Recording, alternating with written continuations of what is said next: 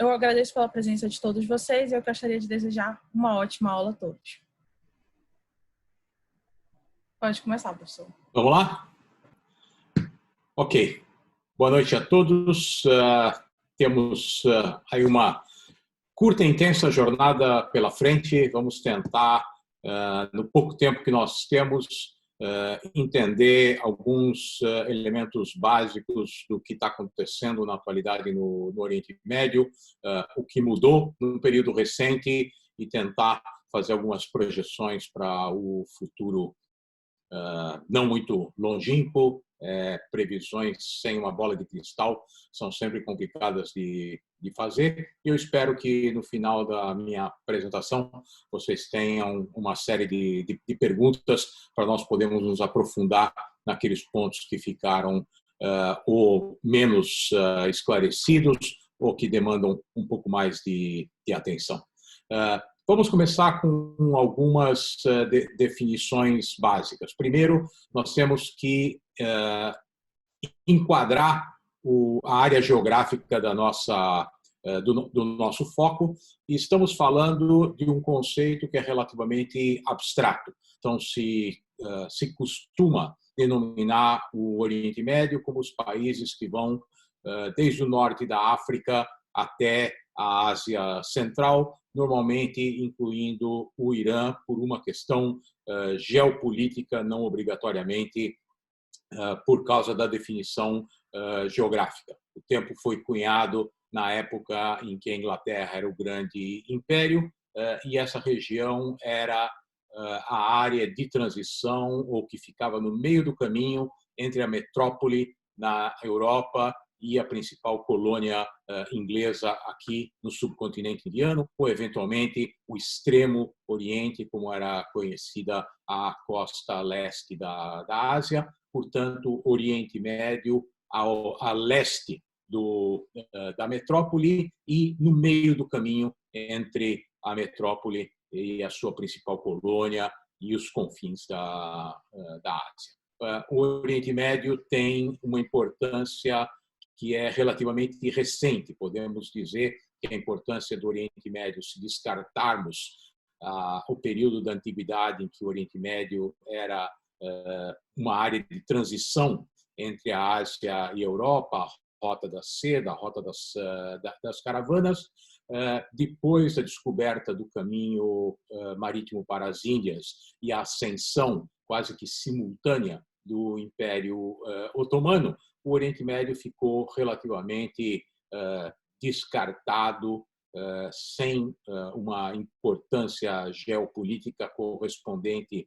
ao seu passado glorioso, até o final do século XIX, começo do século XX, quando ocorreram dois eventos fundamentais. Primeiro, foi construído aqui o Canal de Suez, ligando o Mar Mediterrâneo ao Oceano Índico, e depois que permitiu o encurtamento do caminho que tinha sido descoberto para as Índias, dando a volta por toda a África, e trouxe a Inglaterra para muito mais próximo da sua principal colônia aqui no subcontinente indiano. Esse foi um evento fundamental que transformou essa região, especialmente a costa do Mediterrâneo, na área que servia de retaguarda para o Canal de Suez, numa área estrategicamente importante para os ingleses, independentemente da importância do Mar Mediterrâneo como um lago que ligava a Inglaterra à Europa e ao norte da África.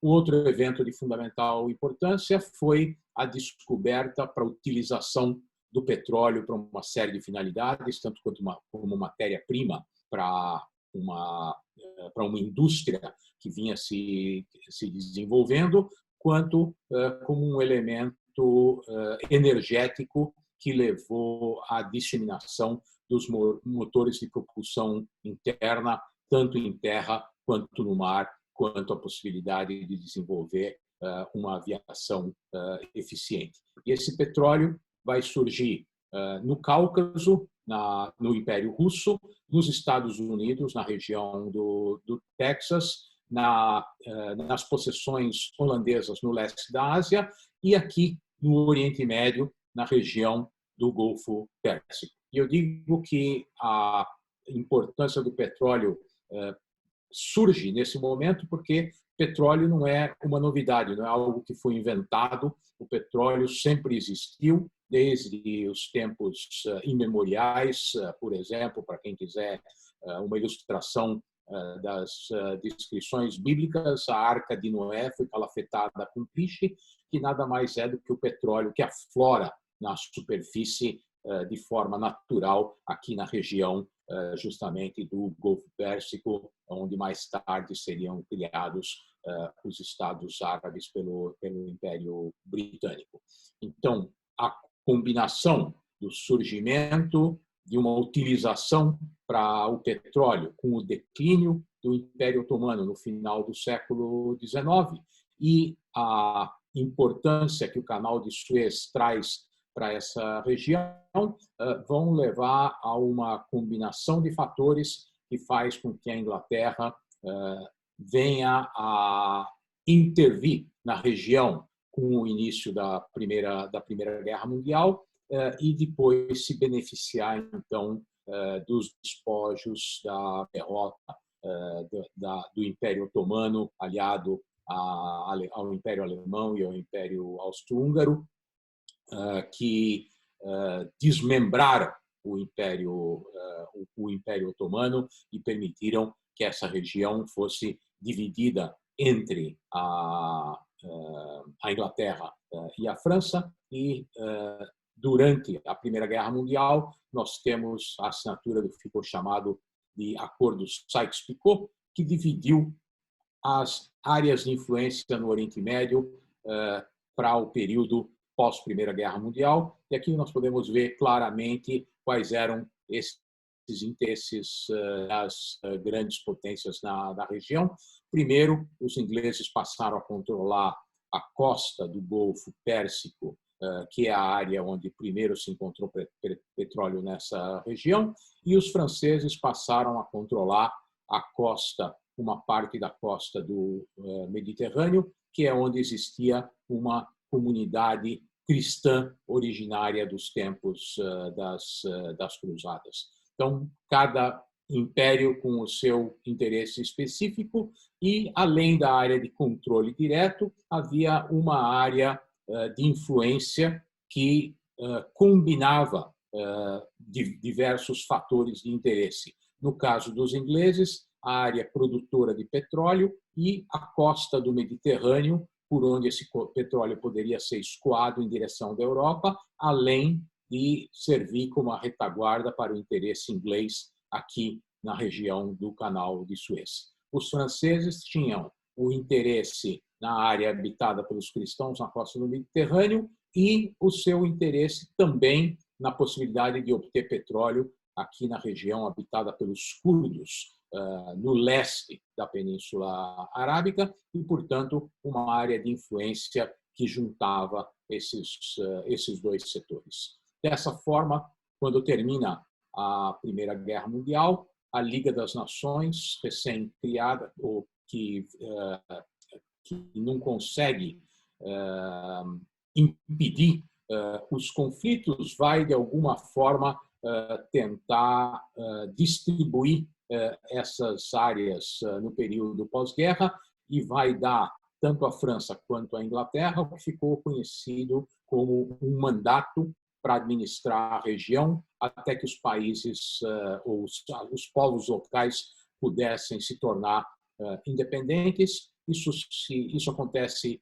muito rapidamente no caso do Líbano e da Síria, criados pelos franceses. No caso da Inglaterra, os ingleses vão se encontrar num dilema, porque haviam prometido para as lideranças árabes aqui da Península Arábica, aquelas áreas controladas pelo Império Otomano e que haviam se aliado aos ingleses para conseguir a sua independência depois depois da Primeira Guerra Mundial, essas lideranças vão tentar criar um Estado árabe independente com a sua capital em Damasco e vão ser impedidos pelos franceses que decidem criar um Estado independente na Síria. Portanto, como uma espécie de prêmio de consolação para as lideranças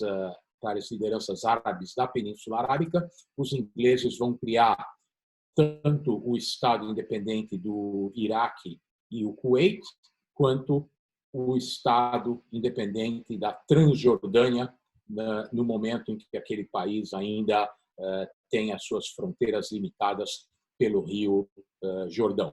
Isso vai levar a um confronto com as promessas feitas às lideranças judaicas, tanto na Inglaterra quanto nos Estados Unidos, de criação de um lar nacional judaico na Palestina, na região da costa do Mediterrâneo, aquilo que ficou conhecido como a Declaração Balfour, e que, portanto, gera as sementes para conflitos que vão nos acompanhar até os dias de hoje. E esses conflitos são relativamente fáceis de entender se nós olharmos para a distribuição dos grupos étnicos no Oriente Médio.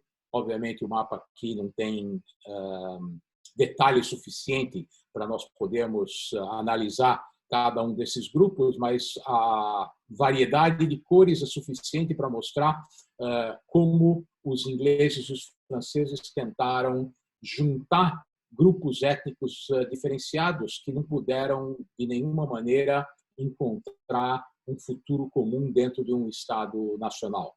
Então, da forma como os Estados foram criados na Europa depois da Primeira Guerra Mundial, não havia nenhuma semelhança com o que aconteceu aqui no Oriente Médio.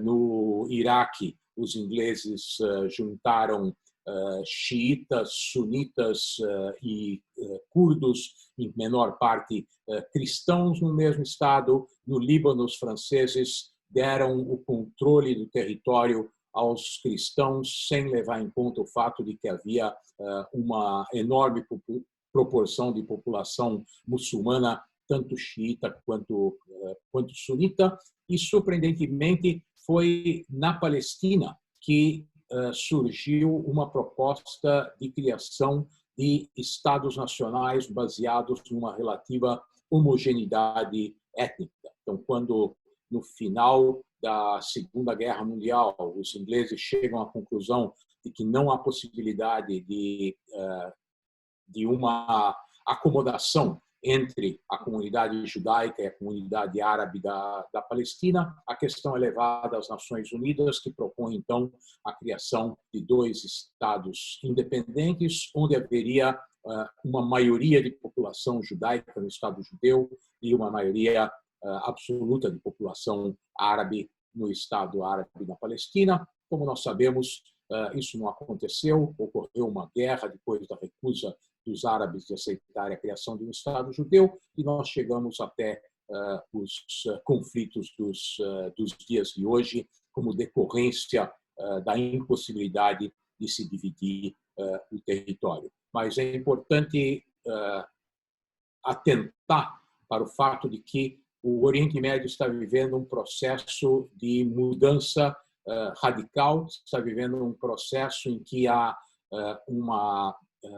um desmembramento dessas entidades que foram criadas artificialmente no final da Primeira Guerra Mundial, e nós vemos esse processo se intensificando ao longo dos últimos anos, especialmente no que ficou conhecido como a Primavera Árabe. Se nós olharmos para os países desde o norte da África até o Irã, nós vamos ver países que sofreram menos porque têm uma homogeneidade étnica muito maior, como o Irã, como o Egito, como a Turquia, e países que sofreram muito mais, como o Iraque, a Síria, a Líbia, para o Líbano, que vem sofrendo desde a década de 1950 os impactos dessa dessa tensão étnica dentro do seu território.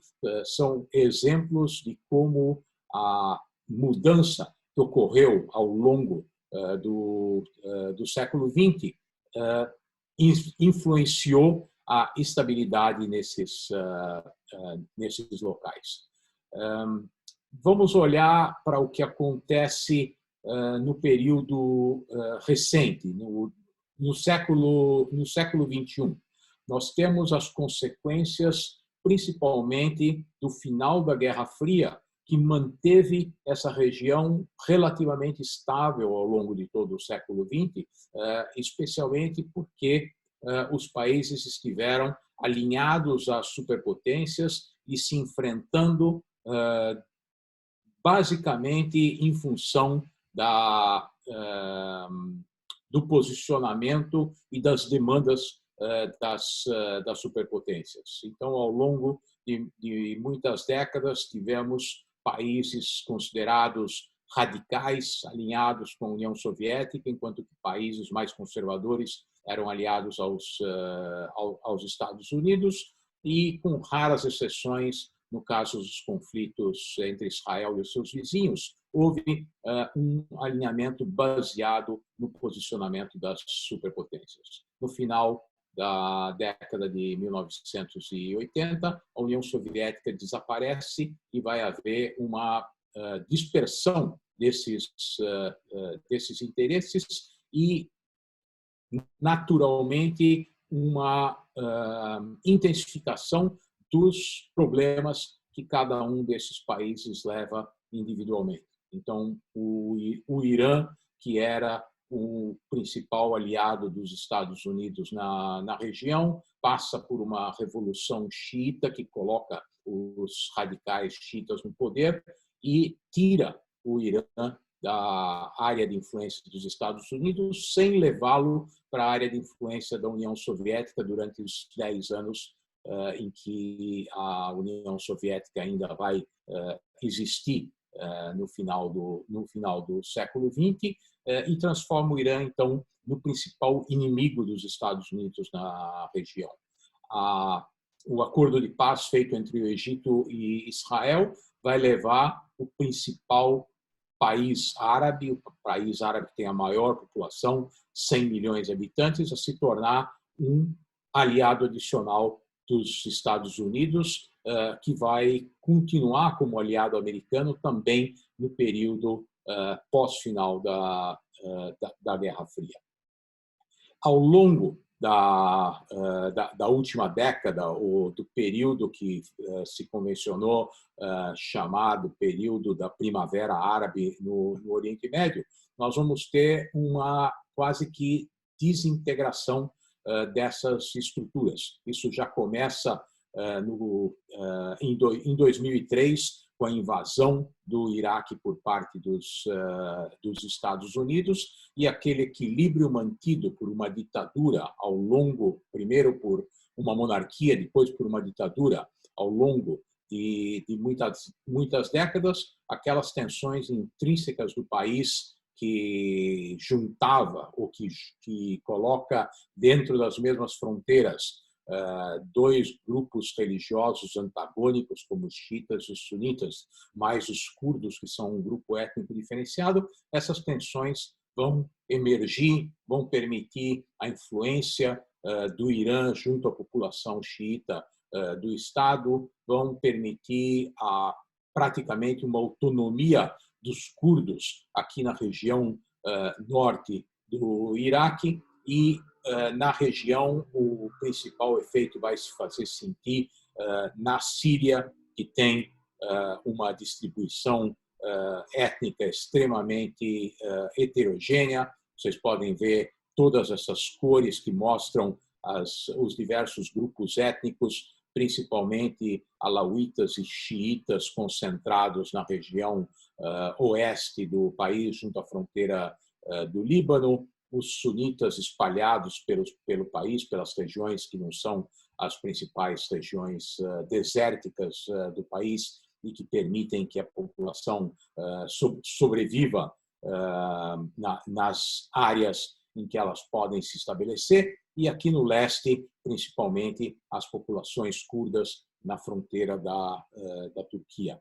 Se nós olhamos para o que aconteceu na Síria ao longo do período da Primavera Árabe, o país praticamente se desintegrou. Tivemos uma enorme influência de grupos vindos de fora, especialmente os remanescentes da Al-Qaeda, que vêm do Afeganistão e criam o Estado Islâmico, que vai controlar uma boa parte do território da Síria e da fronteira adjacente do Iraque. Temos na Líbia a redivisão do país. A Líbia também é um país criado artificialmente a partir de 3 grupos populacionais que são concentrados dentro de uma fronteira nacional, mas que durante o período da monarquia e depois da ditadura de Gaddafi se mantiveram, de certa forma, unificados por força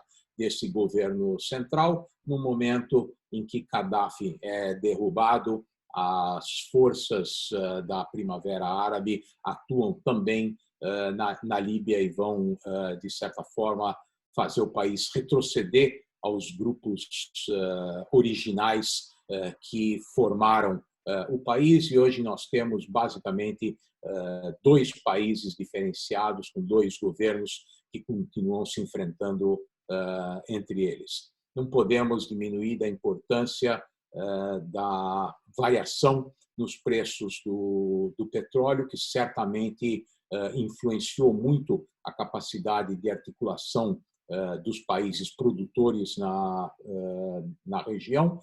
E aí temos que olhar, pelo menos, para 3 elementos fundamentais: o Irã, a Arábia Saudita e a região da Síria, que produz petróleo e que era controlada pelos líderes do Estado Islâmico, que durante muito tempo puderam se beneficiar economicamente dessa produção, especialmente do contrabando desse petróleo para países como a Turquia, ou mesmo a exportação através do Mediterrâneo.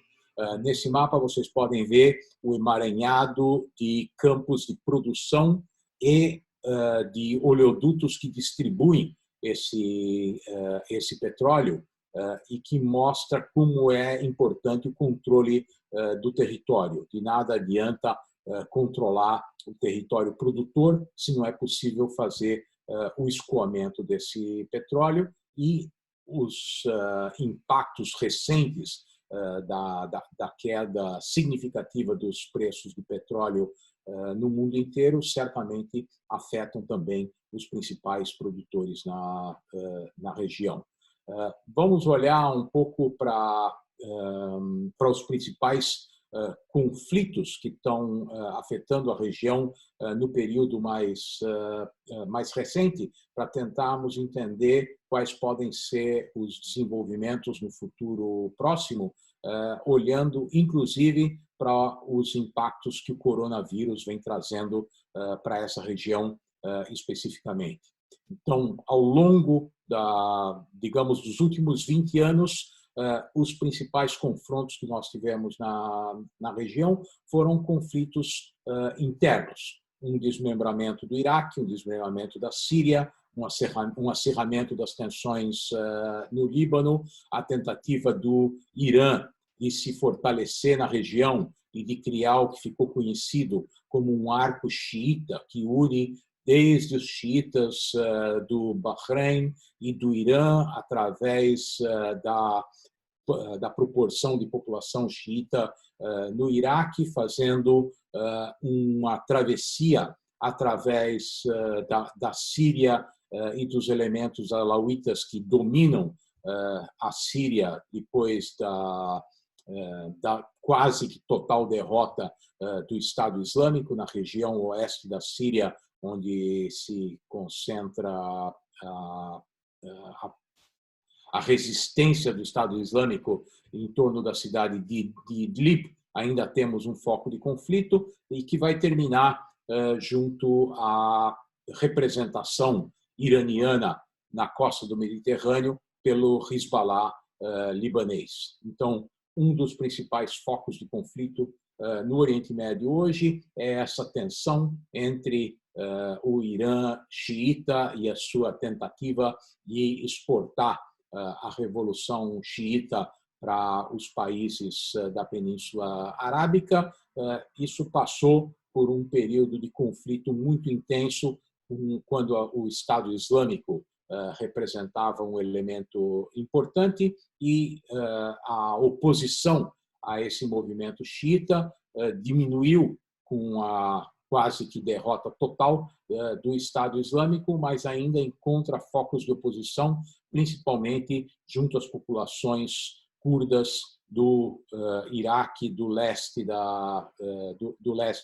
e do norte da Síria, que tentam se opor a essa imposição iraniana, enfrentando também a percepção da Turquia de que os curdos não podem se fortalecer na região.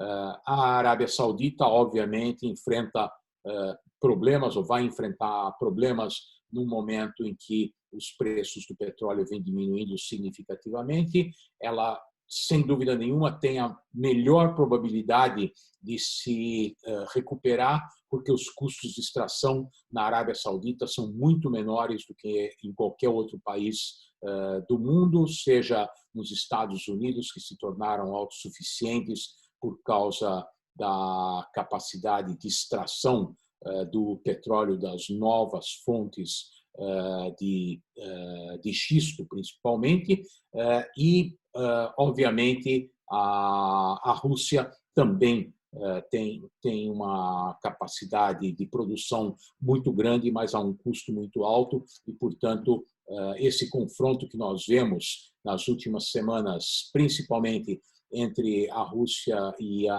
Arábia Saudita, em algum momento tem que ser interrompido, porque não há consumo para todo esse petróleo, os preços são empurrados para baixo através de um excesso de produção. O Irã vem sofrendo significativamente, não só por causa das sanções impostas pelos americanos para impedir o avanço do seu programa nuclear, mas também agora porque os preços do petróleo caíram de forma significativa e os poucos países como a China, que ainda importavam petróleo do Irã, agora aportam recursos num nível muito inferior. Aqui na costa do Mediterrâneo, nós temos uma relativa calmaria no Egito, depois da ascensão da Irmandade Muçulmana, que chegou a controlar o país e foi derrubada por um golpe militar. O Egito está preocupado basicamente com a alimentação da sua população, que também enfrenta um dilema com a crise do coronavírus, porque o turismo, que é um dos principais motores da economia egípcia, simplesmente foi interrompido. Uma curiosidade dessa região é a existência de locais sagrados importantes, principalmente para o Islã, mas também no caso da população judaica ortodoxa em Israel. Os locais sagrados estão principalmente na Cisjordânia e, tanto no caso muçulmano quanto no caso da população judaica, nós temos um impacto nas últimas semanas, porque há uma tentativa no mundo inteiro de se evitar aglomerações e a presença ou a visita a esses locais sagrados obrigatoriamente implica em datas significativas e reúnem enormes grupos que representam uma ameaça à saúde. Então, locais como Meca e Medina, que estão no centro da importância da Arábia Saudita como o país que controla os principais locais sagrados do Islã, foram fechados à visitação e à peregrinação. Qom, que é um dos principais locais de peregrinação xiita no Irã, também foi fechado à visitação de forma muito mais tardia, o que permitiu que a epidemia se alastrasse no Irã muito mais do que em outros países. E aqui nós temos uma outra curiosidade interessante: se vocês olharem para as estatísticas da epidemia do corona no Oriente Médio, nós vamos ver números muito baixos, tanto de vítimas quanto de mortes, e isso está provavelmente muito mais ligado ao fato de que os números não estão sendo divulgados, os testes não estão sendo feitos, do que alguma característica específica dessas populações que permite que elas sejam mais imunes ao vírus do que as populações ocidentais. Finalmente, no caso do conflito israelo-palestino, nós também podemos ver uma característica interessante ao longo do período mais recente. Há uma acomodação no conflito. A autoridade palestina na Cisjordânia tem, de certa forma, acompanhado o que acontece sem muita intervenção. Há uma manutenção do status quo, provavelmente pelo fato de que a situação econômica é muito frágil e que Mahmoud Abbas, o líder da autoridade palestina, está num momento, podemos chamar de terminal da sua vida, sem conseguir definir um sucessor. Então, não há muita atividade da sociedade palestina no que se refere ao conflito israelo-palestino.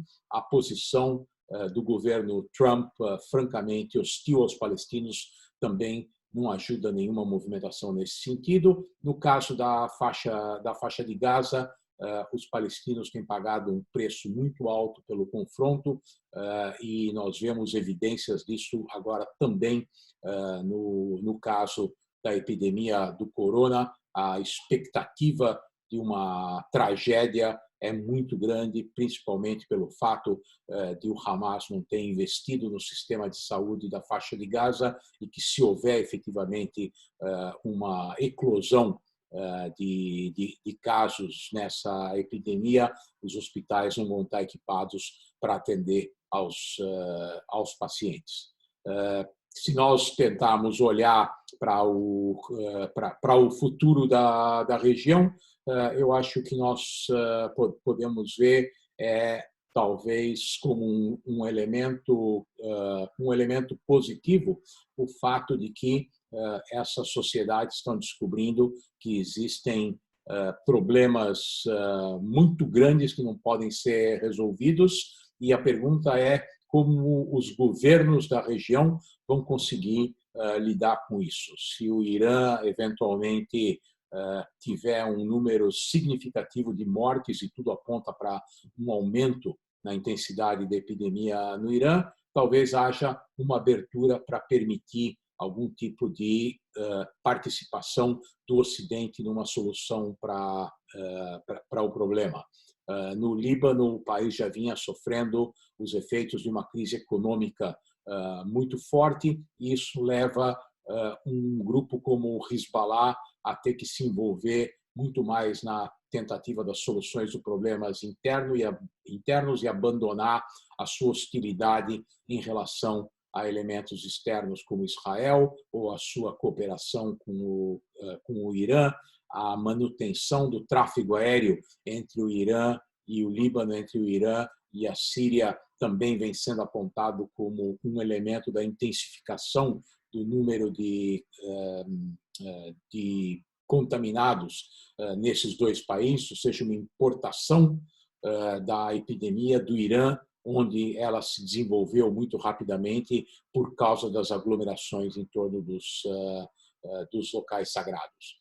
Em Israel, a situação está relativamente sob controle. Eu falo de Tel Aviv, onde eu estou em quarentena praticamente 3 semanas. As pessoas saem relativamente pouco de casa, a indústria vem funcionando com 15% da sua capacidade. Todos os que não foram demitidos ou colocados em licença, que hoje são em torno de 1 milhão de cidadãos israelenses, todos os que ainda estão trabalhando, trabalham a partir de suas casas, escolas e universidades fechadas, o comércio, somente os supermercados e as farmácias estão funcionando, e aparentemente o país, no contexto do Oriente Médio, é aquele que conseguiu lidar melhor com a disseminação da epidemia.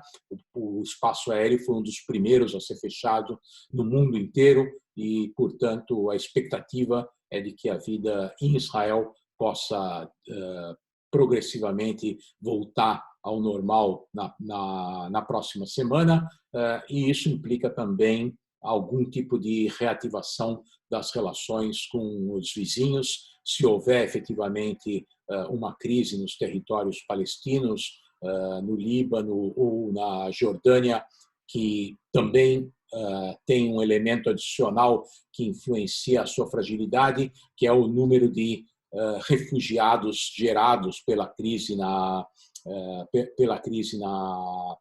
Síria. Nós podemos ver aqui que houve um deslocamento enorme de refugiados para os países vizinhos, e os últimos números falam de alguma coisa em torno de 12 milhões, se nós somarmos tanto os refugiados nos países vizinhos quanto os sírios deslocados internamente, ou seja, que tiveram que abandonar os seus lares e morar em condições precárias em outros lugares.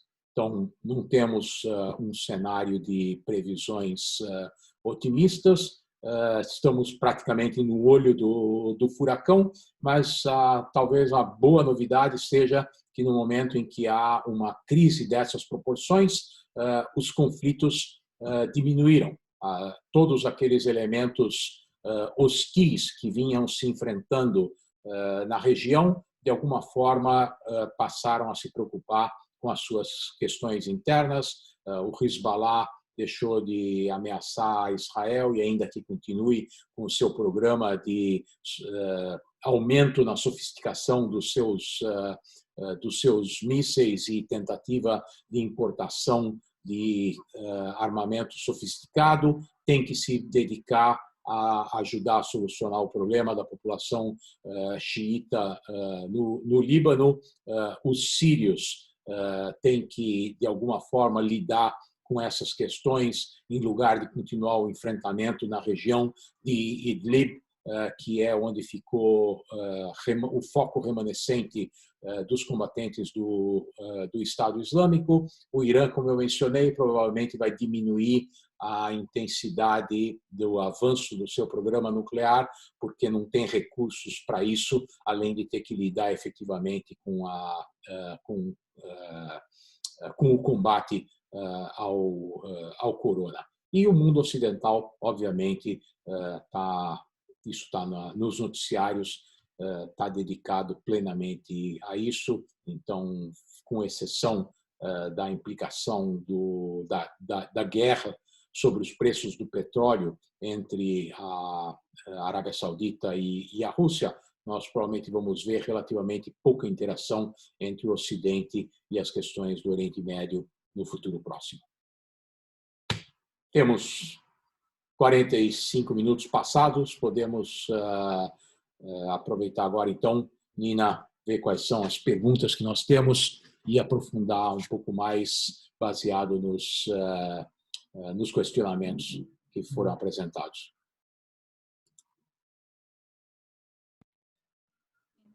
Nós recebemos tanto comentários quanto perguntas.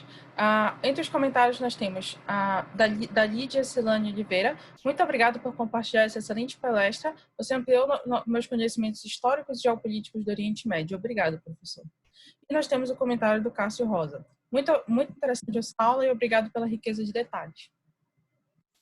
Entre as dúvidas nós temos: Como o senhor analisa a relação entre os palestinos e os israelenses? Existe alguma possibilidade de um acordo de paz? Pergunta Lídia Silani. Ok, eu fico feliz com a pergunta, porque deixei justamente questões específicas para nós tratarmos agora nesse momento. Como você sabe, a questão entre israelenses e palestinos é uma questão bastante complexa, que tem praticamente 100 anos já, se não mais, se pensarmos nas primeiras migrações europeias para a Palestina no final do século XIX.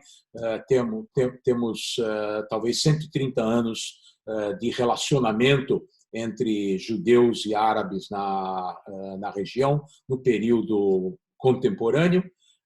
E hoje o que nós temos é uma espécie de estagnação nas relações, uma estagnação que tem basicamente dois pilares. Um deles é a divisão dos palestinos entre a população na faixa de Gaza liderada pelo Hamas ou controlada pelo Hamas, a população na Cisjordânia liderada pela autoridade palestina, que foi formada depois dos acordos de Oslo em 1993. Do lado israelense, nós temos também uma situação de indecisão, principalmente porque depois de 3 eleições não foi possível ainda formar um governo.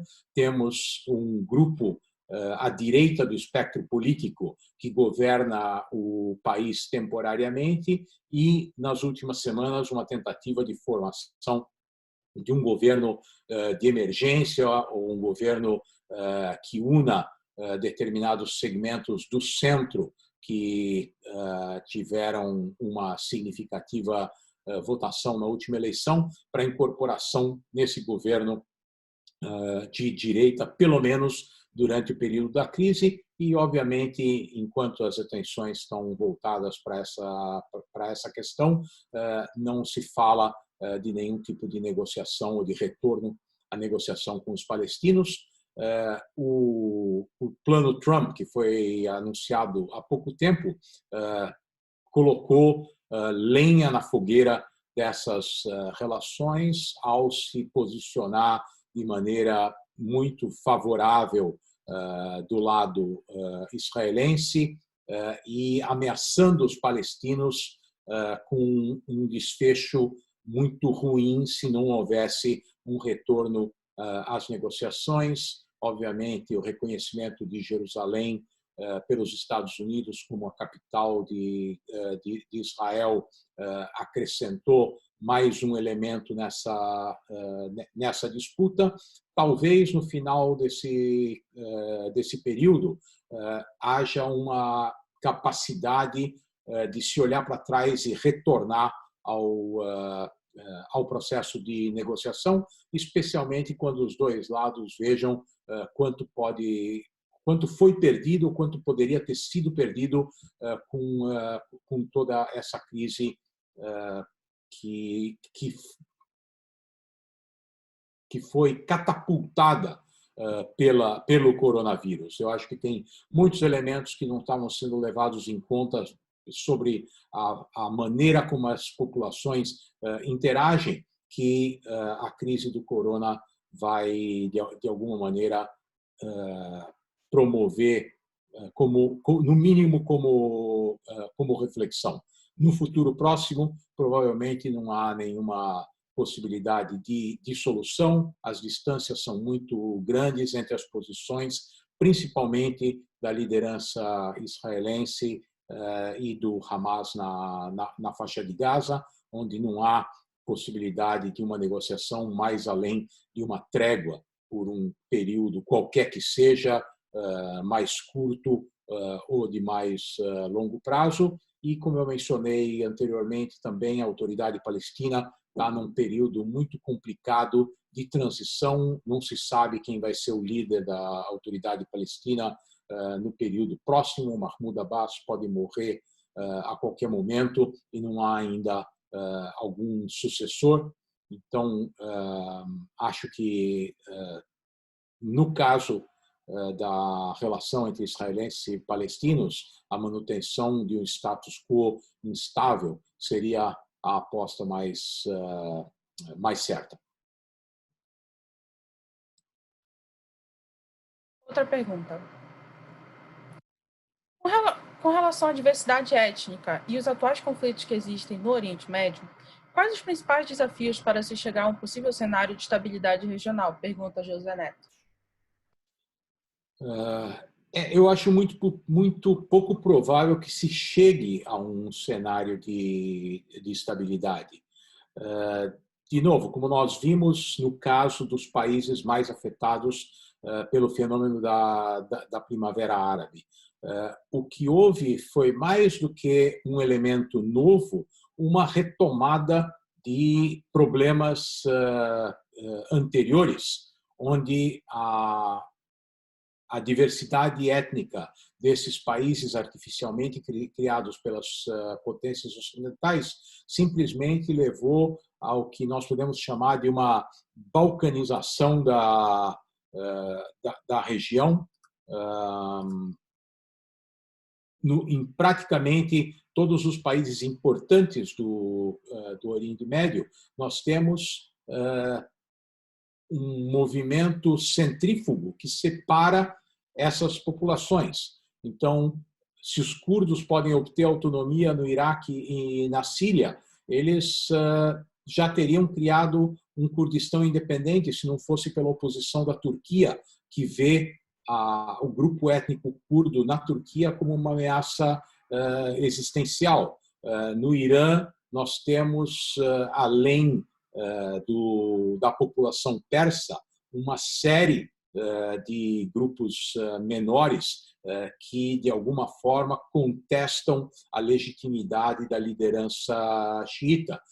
No Líbano, nós temos uma situação de conflito histórico, onde os cristãos controlam a economia e, em parte, a política do país, mas são cada vez mais contestados pelos árabes, pelos muçulmanos, especialmente pela parcela xiita da população representada pelo Hezbollah. No Iêmen, nós temos uma guerra civil que é praticamente uma guerra por procuração entre a Arábia Saudita e o Irã, que apoiam duas parcelas diferentes da população, também alinhadas de acordo com o seu perfil étnico.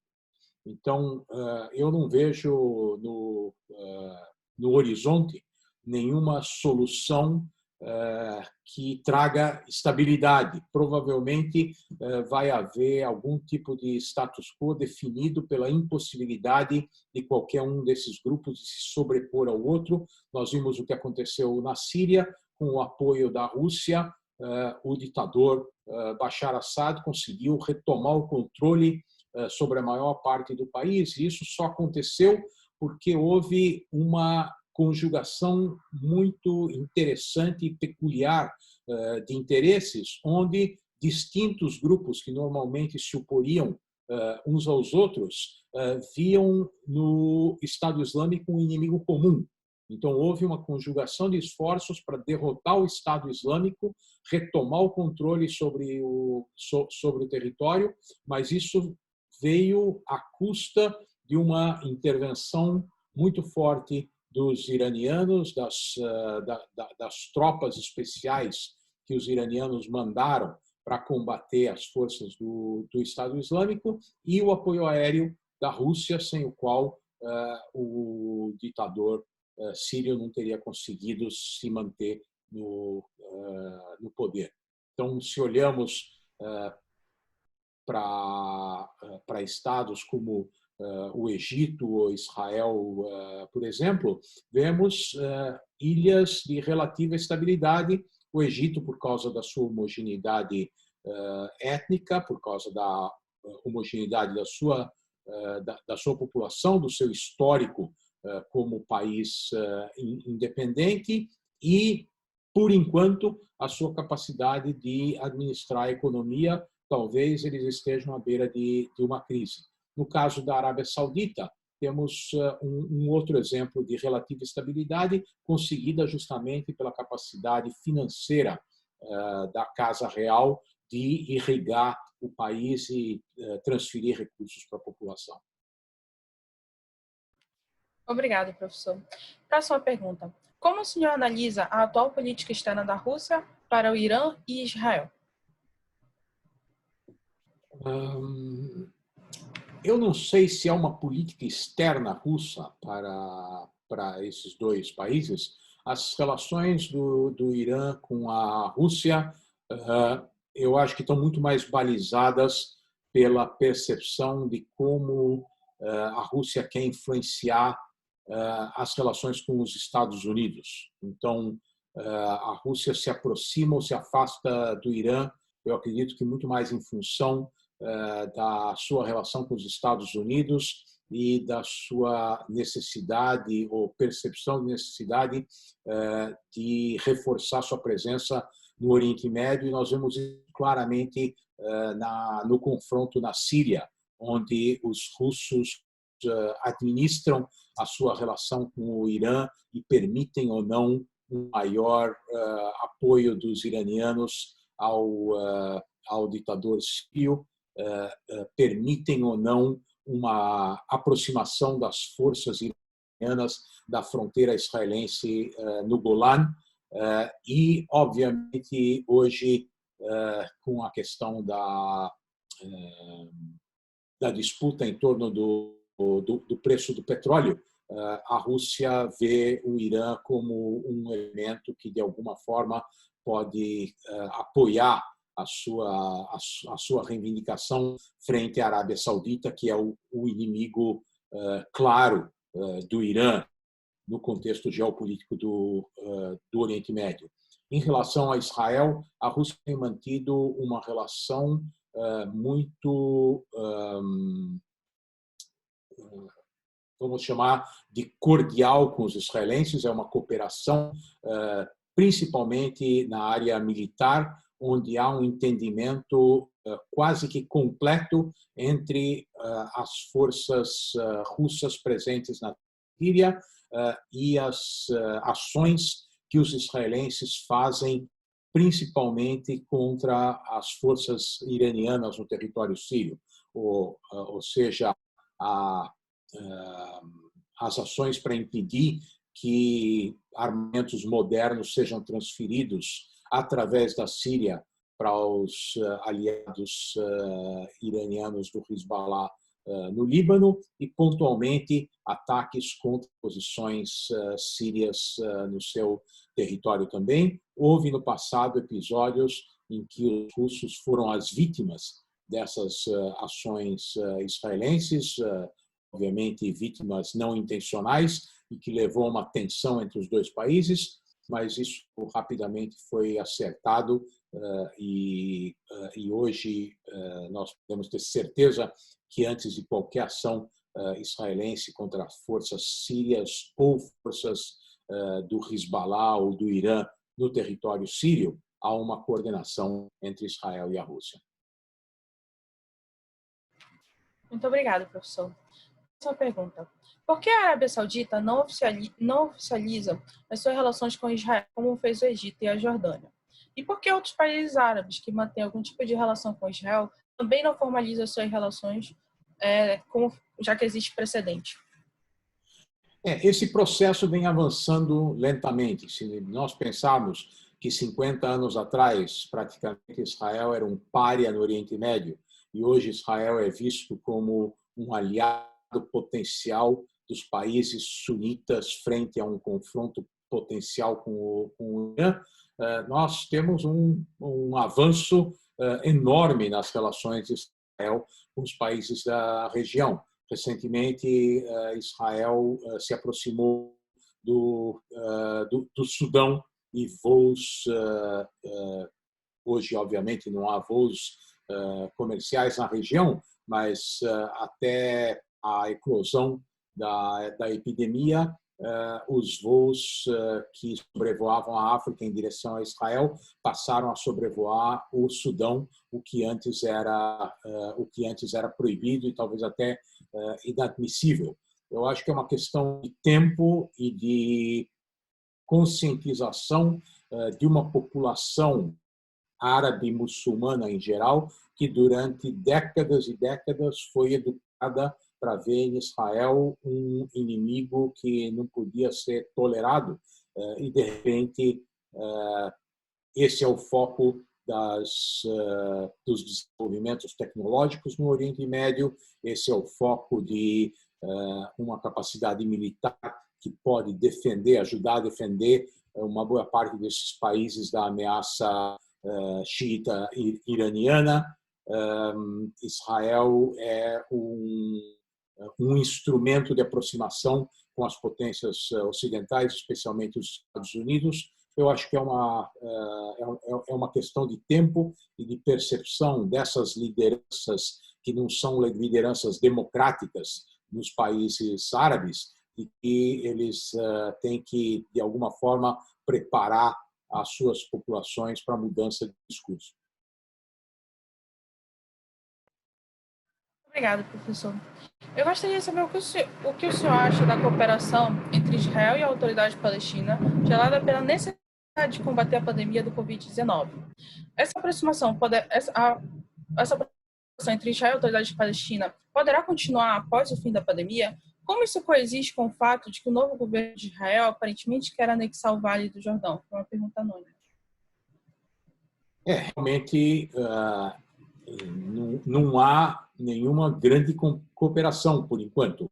Há uma separação total. A fronteira foi fechada, a sociedade, principalmente a sociedade agrícola israelense, está sofrendo com a falta de mão de obra palestina que representava um elemento importante na produção agrícola israelense. Há muito receio de transmissão do vírus de uma área para outra.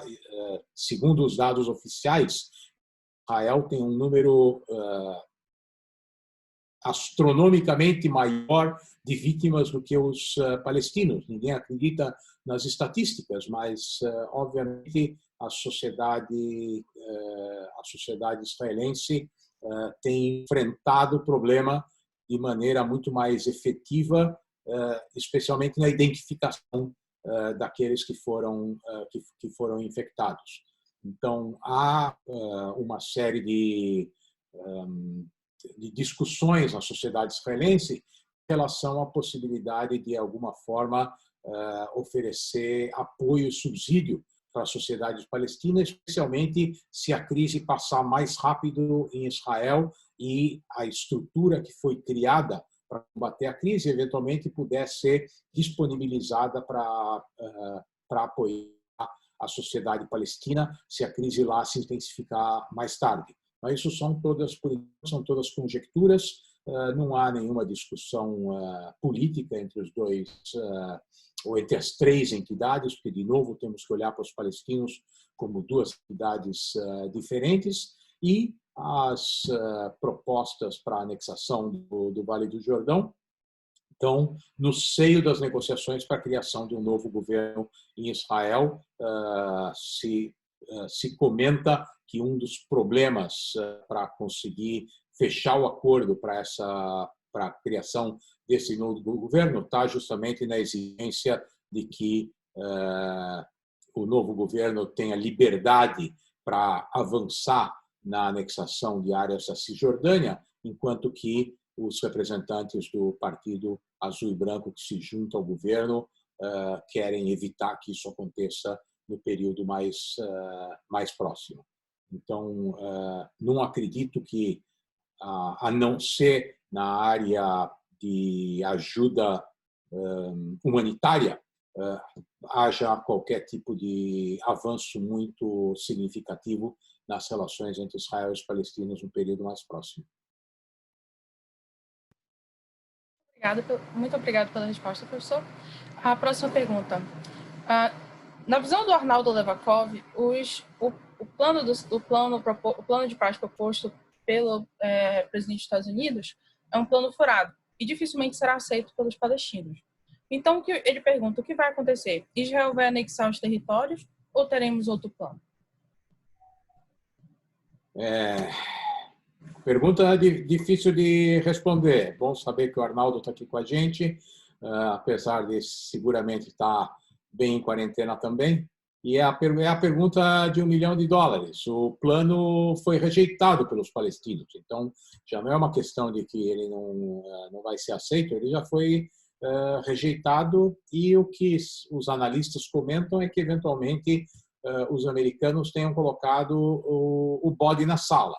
Então, palestinos, vocês não querem negociar há tanto tempo, então toma aqui um plano que é muito pior do que qualquer outro que já foi sugerido, e vamos usar esse plano, então, como um ponto de partida. Talvez essa seja a premissa, mas eu não acredito que ninguém hoje possa vislumbrar o que vai acontecer no futuro mais próximo. De novo, não temos um governo em Israel. Se tivermos um governo, vai ser um governo que pode ser visto como um governo de emergência, um governo de transição, criado para lidar com a crise do corona num primeiro momento. E do lado palestino temos um Hamas que continua intransigente, disposto a negociar no máximo uma trégua, e junto à autoridade palestina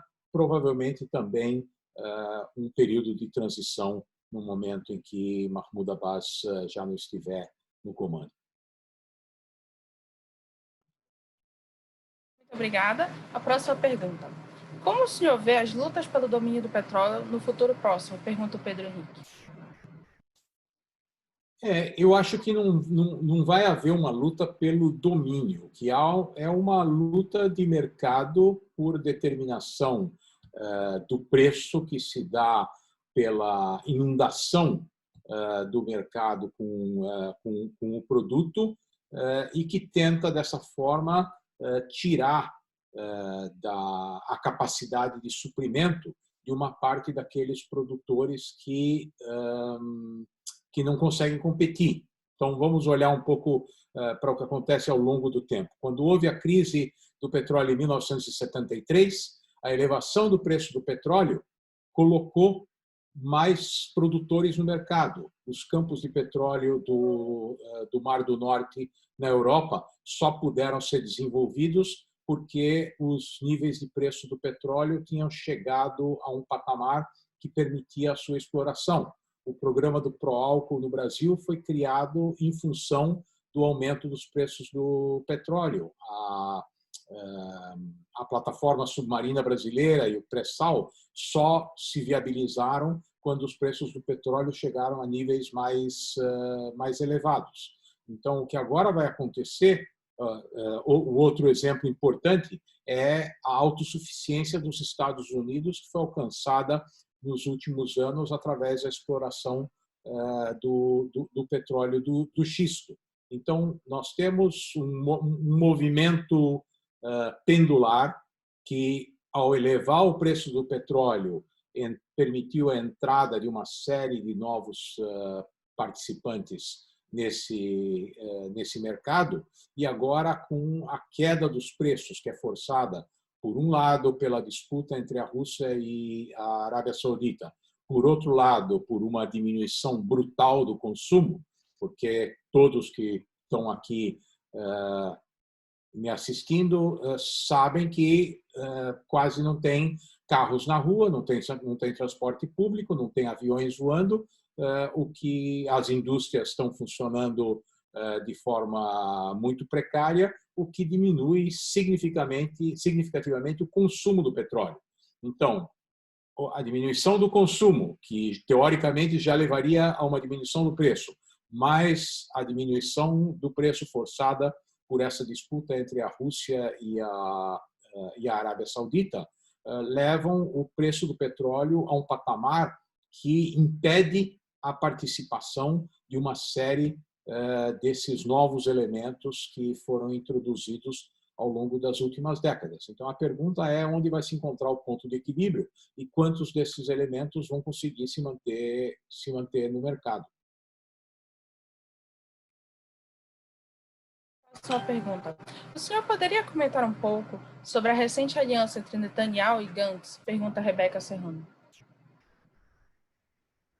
É uma discussão que está se travando em Israel nesse momento. Não está muito claro por que Gantz decidiu. Os detratores falam de uma traição aos seus eleitores que votaram basicamente para retirar Netanyahu do poder. Então, de um lado, temos as alegações que dizem Gantz sabia que não vai conseguir formar um governo de no mínimo de 61 parlamentares, porque tinha 2 elementos no seu partido que provavelmente não votariam com ele, e, portanto, o mal menor seria tentar se juntar a Netanyahu num governo de emergência para combater a crise do corona. Então, aqueles que defendem a posição de Gantz dizem o momento é tão difícil que o Gantz, como um patriota, abriu mão da sua proposta de se tornar primeiro-ministro para se juntar a Netanyahu e permitir um funcionamento do governo de forma que o combate à crise seja o mais efetivo possível. Aqueles que estão do outro lado criticando Gantz dizem era só uma questão de tempo, Netanyahu não tinha alternativa, em algum momento antes de que houvesse necessidade de chamar uma 4ª rodada de eleições, alguns elementos da direita teriam se juntado ao centro-esquerda com o objetivo de permitir a formação de um governo, e isso teria atingido o objetivo dos eleitores que votaram no azul e branco, no bloco que continha os trabalhistas e o Meretz, e especialmente o grande número de parlamentares eleitos pelo Partido Árabe, a formar um governo efetivo e, dessa forma, tirar Netanyahu e a direita aliada aos religiosos do poder. Nós ainda não temos nenhum tipo de manifestação contundente por parte do Gantz que nos permita chegar a uma conclusão, nem temos um governo formado que permita dar razão ao Gantz e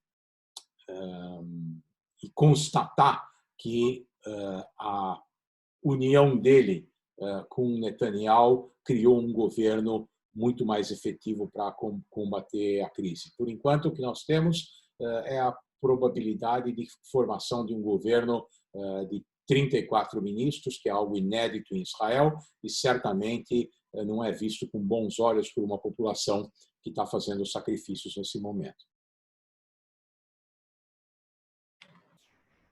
Muito obrigada, professor. Próxima pergunta. Quais as suas perspectivas sobre sobre as próximas eleições nos Estados Unidos e como elas podem afetar Israel? Eu sei tanto quanto quem está perguntando e provavelmente todos que estão nos assistindo. A situação é muito fluida, depende do que vai acontecer com o combate ao corona nos Estados Unidos, depende do que vai acontecer com a economia. Eu acho que o Trump está num terreno muito perigoso e está tentando apostar todas as suas fichas numa rápida recuperação. Se ele ganha as eleições, obviamente as relações com Israel se mantêm nesse patamar. Se ele perde as eleições, a pergunta é qual dos democratas eventualmente vai se tornar o presidente dos Estados Unidos. E eu imagino que vai ser um governo menos na linha do governo de Barack Obama. Então, alguma coisa entre o que é o governo foi o governo do Barack Obama e o que é o governo do Trump no que se refere às relações com Israel. Mas é justamente por isso que a direita israelense está tentando aproveitar agora o que eles chamam de janela de oportunidade, se for formado um novo governo para criar algum fato consumado na Cisjordânia, porque eles sabem que se Trump não for reeleito, isso vai ser muito mais difícil com um novo governo americano. Obrigada. Na sua visão, professor, qual é o impacto do movimento BDS no Oriente Médio? Olha, eu acho que se fala muito mais do BDS do que ele é praticado no Oriente Médio como um todo. De novo, quem vai se atrever a promover as ideias do BDS se, por exemplo, os israelenses conseguirem descobrir uma vacina para o corona? O BDS vai fazer uma campanha nos países árabes e nos países ocidentais dizendo não comprem a vacina israelense porque os sionistas não têm legitimidade. Então, o mundo está se tornando cada vez mais pragmático. Existem casos em que alguns elementos do mundo cultural ainda vêm travando disputas baseadas nas premissas do BDS, mas eu acho que é importante entender para quem acompanha o que acontece que o BDS não é um movimento que está tentando melhorar a vida dos palestinos ou tentando fazer avançar as negociações entre israelenses e palestinos. O BDS é um movimento que prega a destruição de Israel, é um movimento que nega a existência do Estado de Israel como lar nacional do povo judeu, e é isso que tem que ser entendido por aqueles que, de certa forma, são enganados e se tornam simpáticos ao BDS.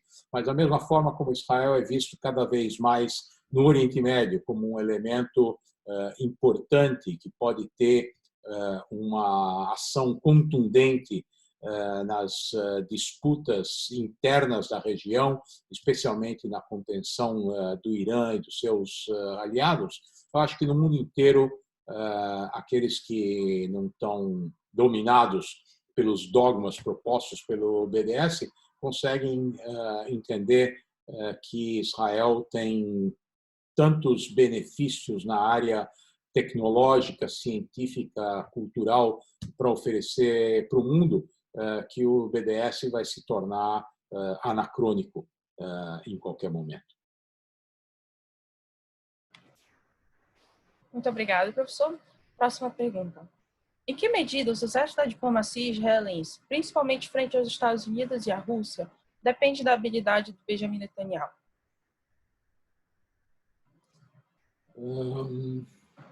Não sei. Eu acho que, obviamente, Benjamin Netanyahu tem o seu mérito nas relações com os líderes das principais potências, mas eu, sinceramente, não sei quanto um bom ministro de Relações Exteriores não teria feito no lugar dele. Na verdade, Israel, há muito tempo, praticamente não tem um ministro de Relações Exteriores, porque Netanyahu monopolizou esse posto.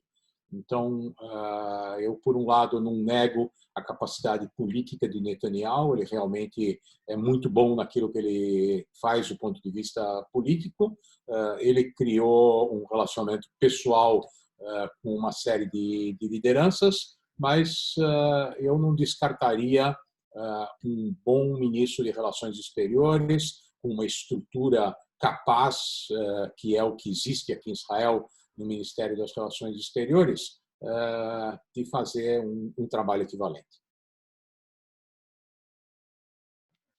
Muito obrigada, professor. Eu fico muito feliz que nós estamos recebendo várias perguntas. Não sei se vai dar tempo de fazer todas, com um tempo um tanto curto. A próxima pergunta é do Augusto Moreira. Professor, existe a possibilidade da expansão da democracia representativa, da qual Israel é um exemplo, para os seus vizinhos? Não no futuro próximo. Nós não temos nenhuma perspectiva, especialmente no contexto que eu descrevi aqui, de tensões internas, conflitos abertos em uma série de países, monarquias. que ainda são muito resilientes. Nesse ambiente, nós temos uma implementação de sistemas democráticos com eleições livres, imprensa livre. Acho isso muito pouco provável. O Líbano, que era considerado o exemplo do mundo árabe, está indo na direção contrária. Então, infelizmente, não vejo isso se reproduzindo na região. Okay. A próxima pergunta é em relação à estabilidade do governo iraniano. Quais as chances do Covid-19, da pandemia do Covid-19 e a queda do preço do petróleo fazerem o regime iraniano cair? E sobre o comandante do Hezbollah, Ali Mohammed Younis, morto no Líbano, deve ser acerto de contas internos? Se for isso, pode abalar o regime iraniano? Pergunta Roberto Blatt. O regime iraniano vem sofrendo ondas de instabilidade e tem tido problemas praticamente desde a Revolução. Por um lado, pode ser que essa crise acentue a insatisfação da população e leve a um enfraquecimento dos ayatollahs, mas, por outro lado, pode levar a uma reação muito mais contundente da liderança, especialmente do braço armado das forças revolucionárias, e, com isso, reproduzir o quase massacre que nós vimos da população na última onda de manifestações. Então, eu acho que as duas possibilidades estão abertas. Se eu tivesse que apostar, eu apostaria num fortalecimento da ala radical do governo, mais do que numa possível derrubada desse governo xiita e o surgimento de um governo democrático no Irã. Eu acho que isso, infelizmente, não está no horizonte. Ainda sobre o Irã e a relação com atores não estatais na região, a relação de Israel com atores não estatais violentos na região, eu pergunto, muitos analistas dizem que não se discute se haverá um conflito entre Israel e Hezbollah, mas quando será? O senhor corrobora com esse pensamento? Sim, já existe um conflito em que Israel hoje está combatendo as forças do Hezbollah no Líbano, na Síria. O conflito não é direto com a autoridade presente do Hezbollah no Líbano, onde eles controlam o território, mas com forças do Hezbollah no Líbano que tentaram principalmente obter recursos tecnológicos avançados do Irã. Então, o conflito ele se mantém latente e o que nós vemos é um equilíbrio de terror que se estabeleceu depois da guerra de 2006, em que os israelenses sabem qual é o risco de ativação do que se estima sejam 100 mil foguetes de posse do Hezbollah no Líbano. E os libaneses, como um todo, o Hezbollah, o governo libanês e a sociedade libanesa sabem qual seria o preço de um novo conflito.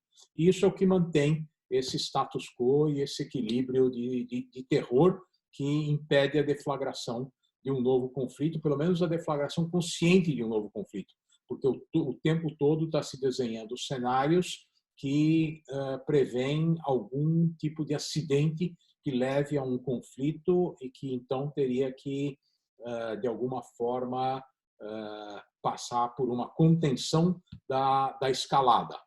Os dois lados, eu tenho certeza, levam em conta a necessidade de conter uma elevação da escalada e manter um conflito num nível baixo, eventualmente na região da fronteira. Mas o conflito entre Israel e o Hezbollah está em vigor e se mantém em fogo baixo.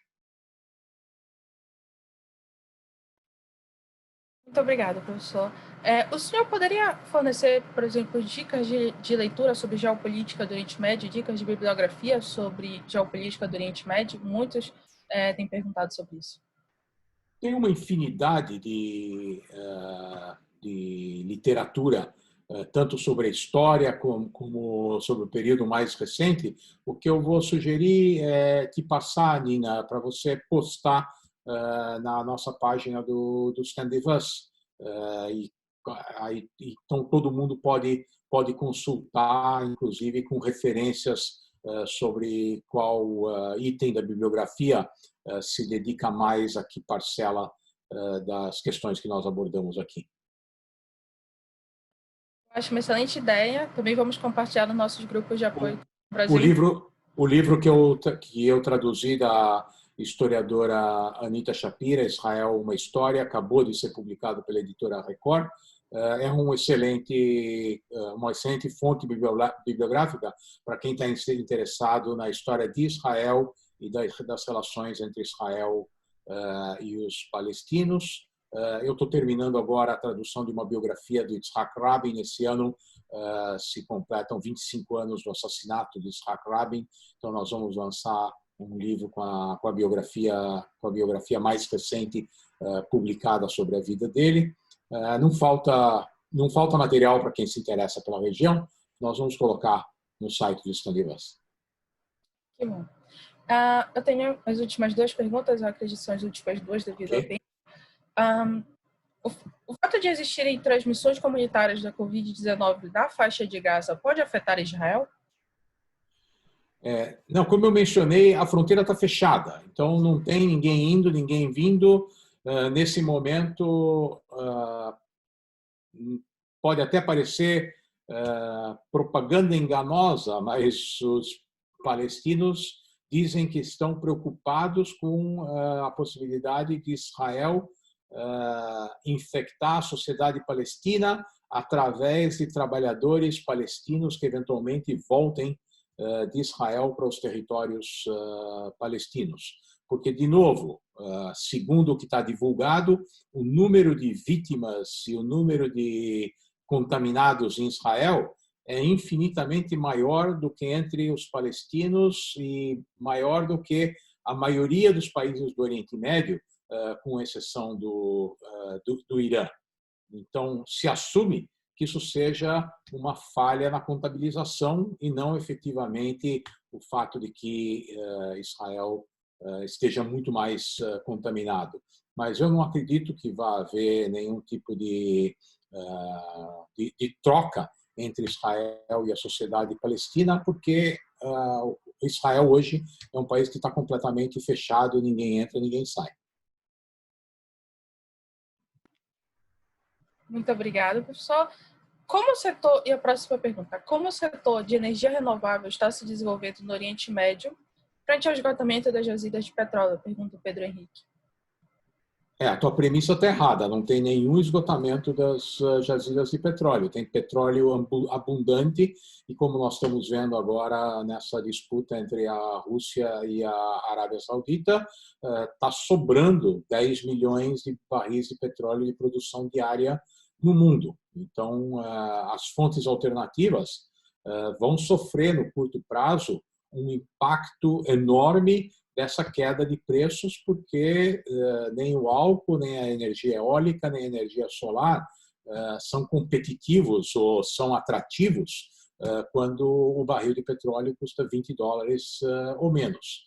Então, eu acho que nós vamos ter que ver uma nova onda de crescimento, uma nova onda de aumento de consumo, com a elevação dos preços do petróleo, para depois podermos ter um novo ciclo de busca de energia alternativa, a não ser que haja um aumento da conscientização entre os consumidores, porque se for somente uma questão de preço efetivo, o petróleo ainda vai continuar sendo competitivo por muito tempo. Professor, Eu gostei muito da sua palestra e das suas respostas. Eu gostaria de agradecer a sua participação neste webinar, que faz parte de uma série de outros seminários online, através da iniciativa educacional Stand With Us Conectada. Muitas pessoas perguntaram no chat se nós disponibilizaríamos esse conteúdo online, e sim, a gravação do webinar Geopolítica do Oriente Médio, ministrado pelo professor Feldberg, será publicada no canal da Stand With Us no YouTube. Então, outras pessoas poderão ter acesso. Professor, eu deixo esse espaço para o senhor fazer o seu último comentário e agradeço a sua presença. Ok, muito obrigado. É um prazer poder dividir o conhecimento com vocês. Eu fico feliz com todo o interesse. Parabéns pelo alto nível das perguntas e eu espero que nós possamos nos rever em breve e em condições mais tranquilas, com saúde para todos, um Hag Sameach para quem comemora o Pessah, uma boa Páscoa para quem comemora a Páscoa e até a próxima oportunidade.